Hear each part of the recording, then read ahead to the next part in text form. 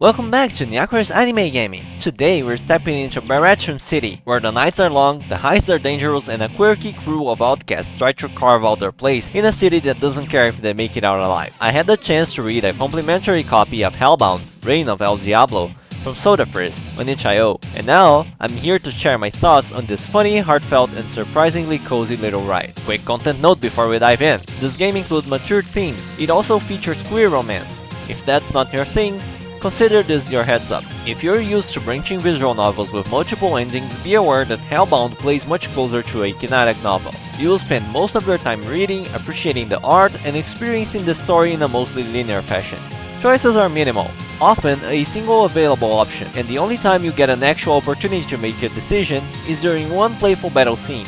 Even then, whether you deal damage or hold back, the outcome stays the same.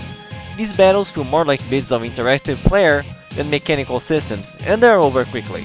The narrative is straightforward rather than twist-heavy. It relies on their characters, their relationships, and small meaningful moments and conversations, rather than big shock reveals. Despite the heavier themes and frequent salty language, it's surprisingly wholesome in places. The cast is small but distinct, with personalities that click together in a way that makes their interactions feel natural. Their chemistry flows well within the narrative, and when the story wraps, it feels like the conclusion the game was building toward all along. Visually, everything carries a unified style because it's the work of a single creator.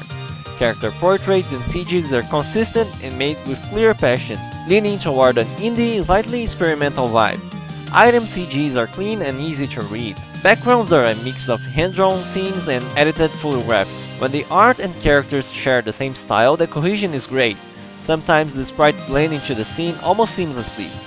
But when photographic backgrounds appear, full-body sprites can look like they're floating slightly above the space, causing a slightly awkward impression. The hand-drawn rooms are the highlight, rich with little details that make them feel lived in. Posters and action figures in Arania's room, a unicorn poster and starry blanket in Keanu's, these props bring personality to the spaces.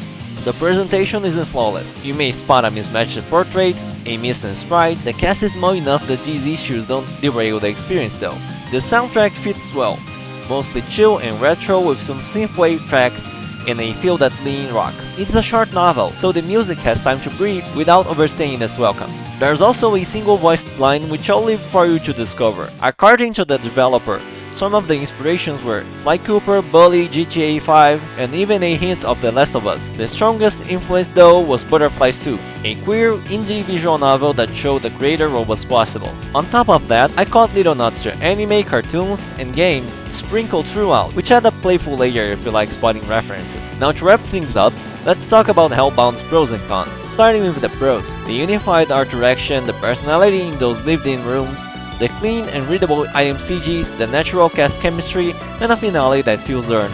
It's a single vision carried through from start to finish, and that commitment shows. On the con side, expect some uneven cohesion when photographic backgrounds come into play, occasional mismatched sprites or unclear speakers, and a lack of meaningful choices or alternate routes. Battle NPCs appear briefly with creative designs, but they're more like quick cameos than full encounters. Hellbound, Reign of El Diablo is a piece of someone's creative vision. Personal, specific, and unapologetically itself. It's rough around the edges, sure, but that's part of its charm. It wears its influences proudly, yet it doesn't feel like a carbon copy of anything else. You can tell every scene, every room, every little detail was placed there because it mattered to the creator. What really caught my attention wasn't the heist or the danger. It was the way the characters felt like they'd been living their lives long before I showed up, and will keep leaving them long after the credits. There's a lived-in quality to their relationships, a sense that the bonds they share have weight. And even though the story isn't trying to be epic, the emotions it touches on are genuine. I'm not here to tell you what to buy. You know your own taste is better than anyone.